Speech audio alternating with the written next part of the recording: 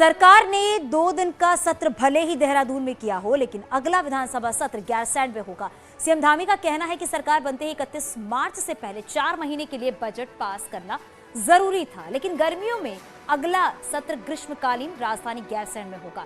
गैरसैंण में मार्च 2021 के बाद अब तक विधानसभा का कोई सत्र नहीं हो पाया है। 2021 में कोविड की दूसरी लहर और 2 बार मुख्यमंत्री बदले जाने की वजह से गैरसैंण में कोई सत्र नहीं हो सका है। वहीं नए विधायक भी मानते हैं कि अगला सत्र है वो गैरसैंण में ही होना चाहिए।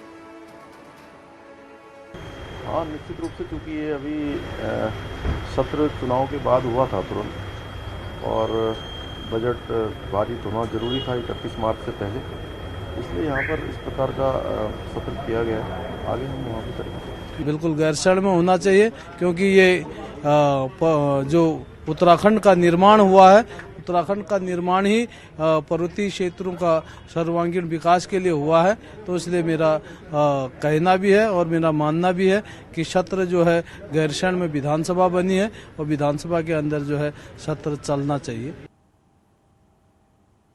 धामी सरकार के मंत्री एक्शन मूड में है। विभाग मिलने के बाद विधानसभा सेशन के चलते गुरुवार को मंत्रियों का पहला कामकाजी दिन रहा है, लिहाजा गुरुवार को मंत्रियों ने ताबड़तोड़ मीटिंग की। आप ये रिपोर्ट।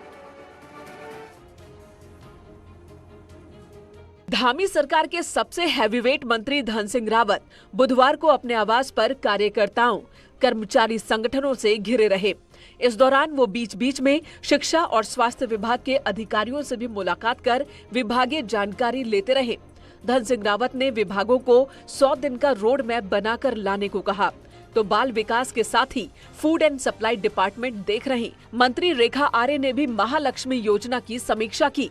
उन्होंने ऐलान किया कि योजना के तहत अब सिर्फ बालिका शिशु के जन्म पर ही नहीं, बल्कि लड़के के जन्म पर भी सरकार महालक्ष्मी किट देगी।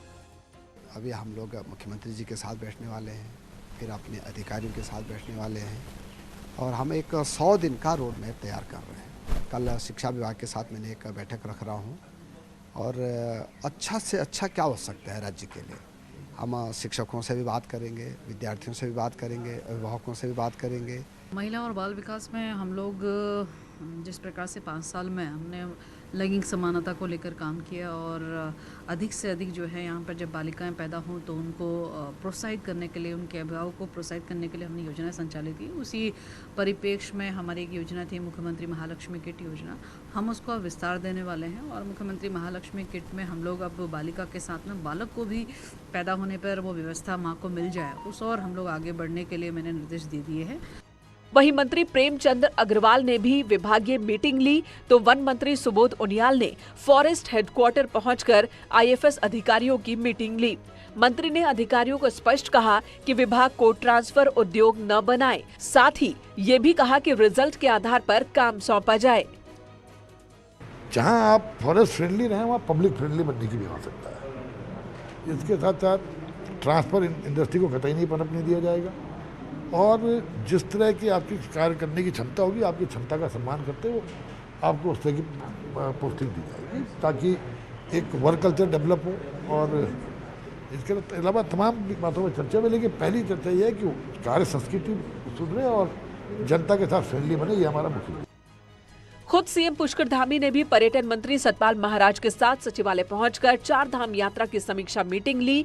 यानी कि सिर्फ मंत्री ही नहीं, मुख्यमंत्री भी एक्शन में है। न्यूज़ 18 के लिए देहरादून से सुनील नवप्रभात की रिपोर्ट।